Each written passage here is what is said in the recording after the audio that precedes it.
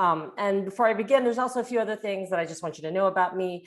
In terms of pronouns, I use she, her, hers. And I do want to do a land acknowledgement. I think this is really important whenever we talk about issues of race and racism. So I'm coming to you from Boulder County, Colorado, which is the traditional territories of the Cheyenne, Arapaho, and Ute nations. And the reason to do a land acknowledgement isn't just, performative, but it's really to consider the fact that if we are talking about systems of race and racism, we must start with the land that we are on, and really acknowledging the fact that we are on land that belonged to other people, that was taken by US colonists. The other statistic I want to share with you is the death toll in the United States because of COVID-19, which as of today, 575,000 people have died from COVID-19. And the reason I share that statistic is that in the United States, we do not have really a national language or rituals of grief and mourning. And the fact that over 500,000 people have died should be something that we think carefully about, and that we figure out how to create rituals and observances of grief and mourning, because there is so much loss in our lives. So the fact that I'm coming to you and I'm talking to you about very hard things related to race and racism and white supremacy, and the fact that it's a global pandemic and some of you in this Zoom room may have lost people. So I want to really acknowledge and hold the fact that we are dealing with so much trauma. We are dealing with so much grief, and to really kind of allow ourselves to try and find time and space to hold all of that and process all of that. I already put in the chat a link to the website in which an early version of this PowerPoint is based on, and a Google form, so that if you wanted to get a version of the PowerPoint, I'd be happy to email it to you. So I'm going to start sharing my screen, and hopefully I'll talk no more than 20 minutes so that we can get to a robust Q&A. Okay. And if you happen to live tweet, feel free and follow me at Dr. Jen Hope. So I'm not going to go too much into depth of this, because I think that the introduction kind of nicely laid out what both my professional and personal relationship to the field of Asian American studies is. But I do think it's important for me to point out that I have both academic expertise and then the lived experience of being an Asian American woman in US society. So the roadmap for this talk is that I'm going to first talk about the history of anti-Asian racism. I'm going to link that to terms like yellow peril rhetoric, the model minority myth. By the way, I'm cognizant of who has sponsored me and thus who may be in the room. So I might not talk in depth about certain things because I'm going to assume a certain familiarity, but I'm always happy to go more in depth during the question and answer period. I'm then going to link anti-Asian and anti-Black racism to white supremacy. And I'm going to end with talking about what all of us can do to become anti-racism advocates, or to increase our anti-racism activism. So the first thing that we have to begin with is to define racism. And one way to think about racism is that it is one half of a coin, right, to race. So on one side of the coin, you have race, and the other side of the coin, you have racism. Racial categories were created out of racism. So racism as a system and as an institution, and that's really what I'm going to be focusing on, requires racial categories, and required racial categories as we know them, starting as early as the 15th century, when the transatlantic slave trade started to really begin. And the one thing I also want to say is that for today's purposes, as I said, I'm going to be focusing on racism.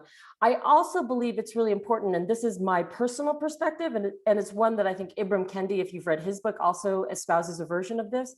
I see the word racist as an adjective that describes the actions and values and the things that we say and do, but not as an identity category. And what I mean by that is that anyone, regardless of what your racial identity is, can say and do racist things.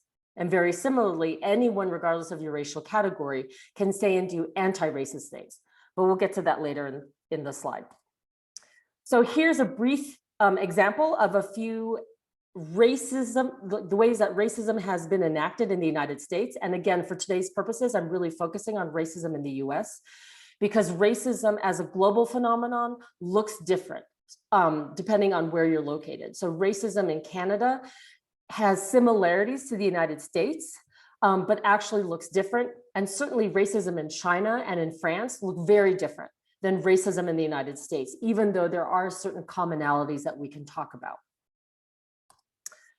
So pivoting now to anti-Asian racism, although some people think that what we are seeing is new, the rise of anti-Asian racism during COVID-19, anti-Asian racism has been with us since we have had Asians come to the United States. So that means that in the mid-19th century, when the first wave of Chinese laborers were coming in search of gold, that is when we started to see the first wave of anti-Asian racism. And it became codified in US law through both the 1875 Page Act, which limited and discriminated against Chinese women, believing that they were diseased and thus should be prevented from entering into the United States, and then the 1882 Chinese Exclusion Act, which was the very first act passed by Congress specifically naming a nation and a race and ethnicity as being some people that we should exclude from immigration. Now, the 1875 Page Act is important because it's also the first time that we're discriminating based on gender as well as race. And the reason the US government thought that Chinese women shouldn't be allowed because they were diseased had to do with the way that Chinese women came into the United States in the 19th century, meaning there was a fair number of Chinese women who were sold into sexual servitude or tricked into sexual servitude, who then became malnourished, who then caught venereal diseases because they were in some cases locked in cages and forced to have sex with men, both Chinese and non, until they died. And so this association of Asian American women or Asian women with disease and with sexual depravity begins in the 19th century. Now, of course, by the early 20th century, restrictive laws passed first against Chinese are extended to other Asian ethnic groups. So that by the time we get to the Cable Act in 1922, we now have a category called aliens ineligible for citizenship. And the category of aliens ineligible for citizenship really only applies to Asians. So there are no other ethnic or racial groups that fit into this category except for Asian people. And the Cable Act was really designed to punish white women who dared to cross the color line and fall in love and marry Chinese or Asian men, because it essentially stripped their citizenship from them should they choose to marry an alien ineligible for citizenship. The other thing to really take note of is the way that, unlike the 1882 Chinese Exclusion Act, the US government is now changing the language so that you have categories like aliens ineligible for citizenship, but they're only being applied to one group. So further in the 20th century, in 1930, we see the Watsonville riots. And again, this is another instance of a Filipino man who is seen dancing with a white woman, and white farmers in Watsonville, California are so enraged at this that they start torching Filipino farm laborer domiciles. And then, of course, by the time we get to World War II, we have the incarceration of Japanese Americans. And again, remember this language where, it's not targeting race. So the language of Executive Order 9066 that incarcerated Japanese Americans never makes mention of a specific nation. They just sort of talk about this general threat, and it's only Japanese and not Italians or Germans who are targeted for mass incarceration during World War II. Skipping ahead into the 21st century, after 9/11, Balbir Singh Sodhi can be considered sort of the first victim of domestic terrorism that is responding to 9/11. So a white shooter targeted him and targeted other people that he described as being Muslim terrorists. Balbir Singh Sodhi was a Sikh man. And we can see this targeting of Sikh Americans in particular in Oak Creek, Wisconsin, which was the last mass shooting prior to Atlanta that happened where a white gunman is targeting Asian Americans. And in this case, he killed 6 people at a Sikh temple before turning the gun on himself, which is also what happened in Indianapolis recently, where a white shooter went into a FedEx building in which the majority of workers are Sikh Americans, targeted Sikh Americans, and then turned the gun on himself. All of this can be seen as deriving from yellow peril. So the concept of yellow peril is that this is a sentiment in which is feeding this general fear and mistrust and hatred of Asians in America. So it's essentially stereotyping all Asians as being a security threat. So every time, especially in the former administration, when you heard members of the GOP talk about China and talk about China as a security threat and talk about COVID-19 being weaponized, they're invoking yellow peril, which of course is related to xenophobia. So xenophobia as a larger umbrella term is a fear or hatred of people who are being perceived as other. And in the particular case of Asians, xenophobia is what has driven yellow peril rhetoric, as well as the anti-Asian racism that so many Asians in America have faced since they first arrived in the United States. Now, of course, eventually Asians do become American, and we have this category of Asian American. And I don't need to tell any of you that because there's a rich history of the Asian American movement in the San Francisco Bay Area. But 1965 is really a landmark year, which sees the Immigration Reform Act, and essentially opens up the doors to immigrants from Asia. And so the majority of Asian Americans today can trace their entry into the United States after 1965, because that's when the kind of really restrictive laws are all swept away. Now, if we think about yellow peril as being one side of a coin, the flip side of that coin is the model minority myth. So again, if we think about these kind of general stereotypes in which Asians are put into boxes in the United States, where yellow peril is saying that Asians are to be feared because of xenophobia, and they're seen as a security threat, the other side of stereotyping Asians into a monolithic box is the model minority myth. On the surface of it, it sounds great, right? It sounds like Asians are models of minorities that are succeeding. They're good at math. They're high achieving. They have high socioeconomic status. Here's the thing to understand about the model minority myth. It was conceptualized by a white sociologist who wrote into the New York Times this article about Japanese Americans being the successful minority. And he's praising Japanese as being docile and passive and going willingly into concentration camps and then willingly coming out of those camps and assimilating into American culture and giving up their Japanese ways.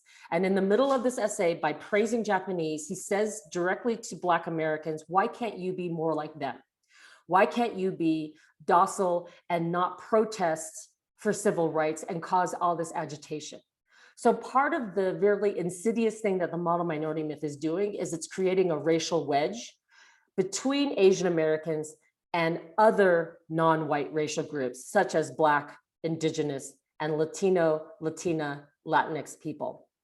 The other thing is that it's simply not true. It was not true that Japanese Americans didn't protest during World War II. They absolutely did. They absolutely protested their unconstitutional incarceration, and they absolutely continued to protest and fight against assimilation. It is also true that not all Asian Americans are successful. So this is also, like all stereotypes, very limiting in the way that it conceptualizes a broad swath of people. Because when we are talking about Asian Americans, we're talking about people from over 30 different nations. And if we add Pacific Islander into the mix, we're talking about people from over 50 different nations.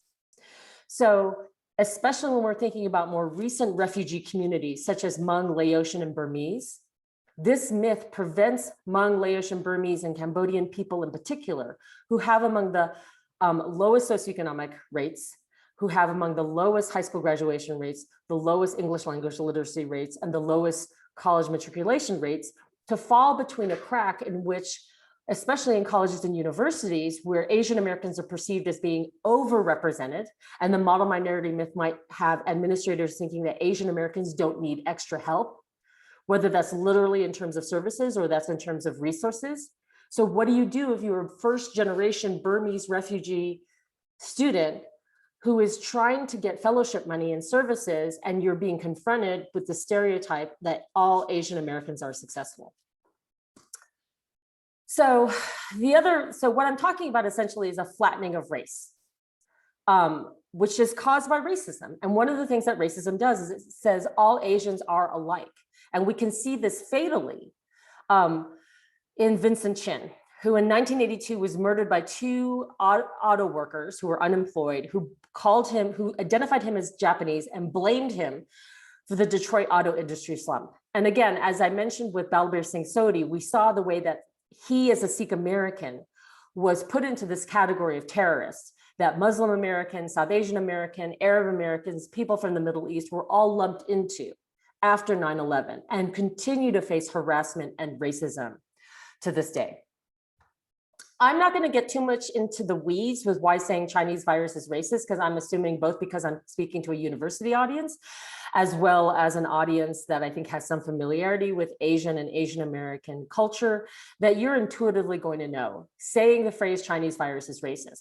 But this is actually what started me doing this PowerPoint and the website, was that I kept hearing people say, if we say the phrase Spanish flu, why can't we say Chinese virus? And one of the simplest answers to this is that the WHO in 2016 decided that they were going to stop naming diseases associated with geography and ethnicity, because they recognized that the social stigma in many cases did more harm than the actual disease itself. I will also just say, not so parenthetically, that invoking phrases like Chinese virus and Kung flu is invoking yellow peril rhetoric, which means engaging in anti-Asian racism.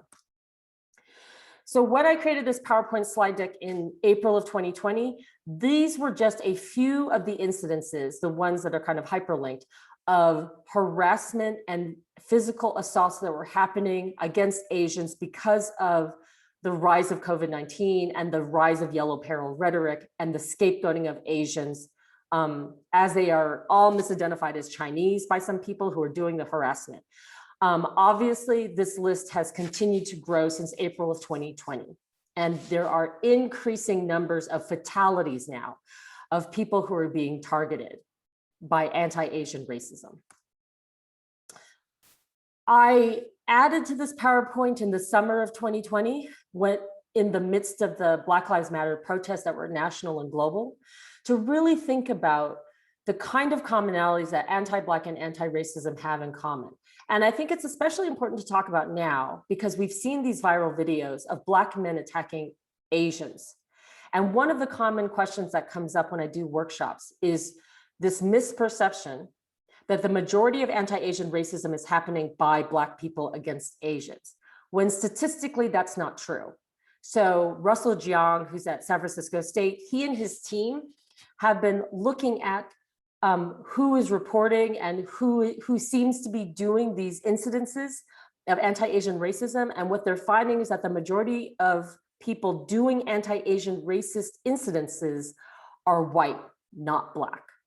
But the reason we think that there are a lot of Black people committing these crimes, it plays into this anti-Black racist narrative, particularly of Black men associated with criminality and brutality. And I'm happy to go more in depth in this during the Q&A. But what's really important to understand about anti-Black and anti-Asian racism is that they have a common root, and that common root is white supremacy. And when I say white supremacy, I mean the ideology of white supremacy. I'm not necessarily talking about individual white people or all white people, but I am talking very specifically about whiteness as a concept.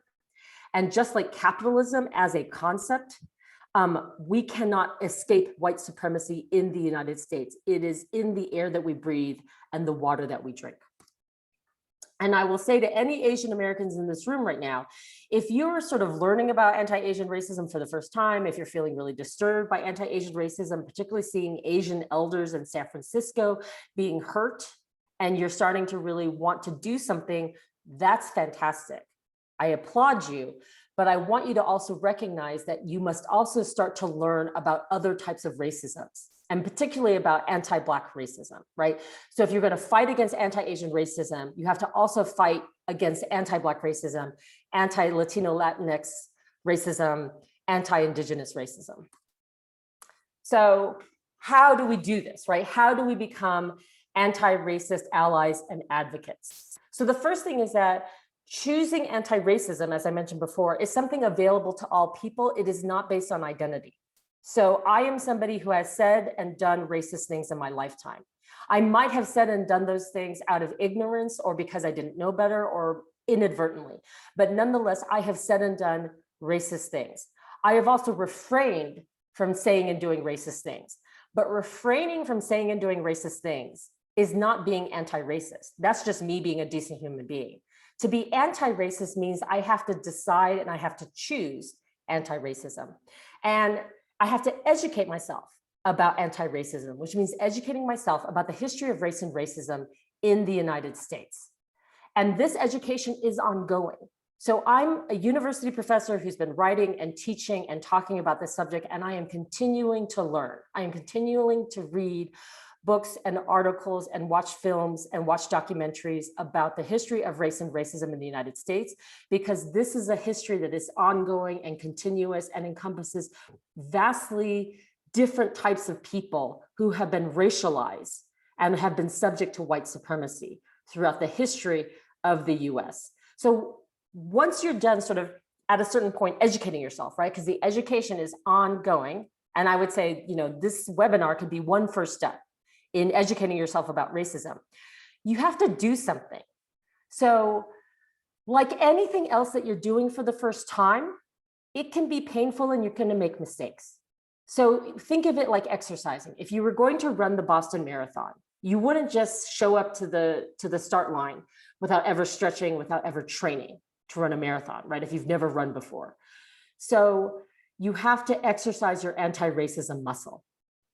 So that means starting out small by simply talking about what you've read and learned with people that you're comfortable with, and then kind of slowly increase that sphere to maybe people you're not so comfortable with. So it means taking extra education courses, right? There are plenty of people at University of San Francisco who are teaching courses related to race and racism that I would encourage you to take.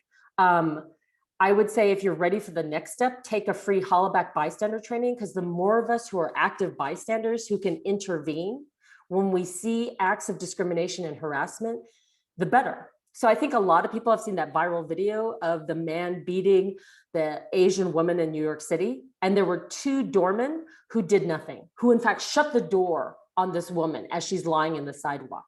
What if they had tried to intervene? What if they had taken a hollaback bystander training and tried to draw that man's attention away from the woman and called 911 and did something other than just watching it unfold? And in fact, there was a bystander who was across the street, saw what was going on, and started screaming and shouting at the man, drawing his attention away so that he eventually stopped kicking this poor woman and started charging after that bystander, who thankfully got away from him.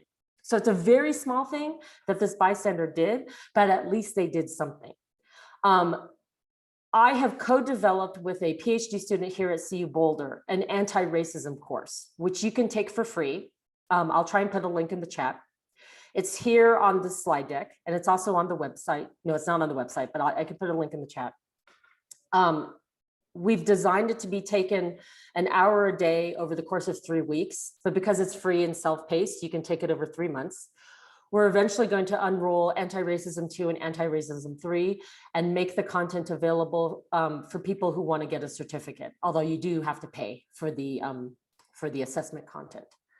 And then the last slide is that there's a very brief list of books that I recommend reading. If you want to start on this journey of learning about anti-racism and learning about the history of race and racism in the United States. I think that's about it. So hopefully, I don't know where the clock is, but hopefully I hit the 20-minute mark. Yeah, and I'm happy to take questions.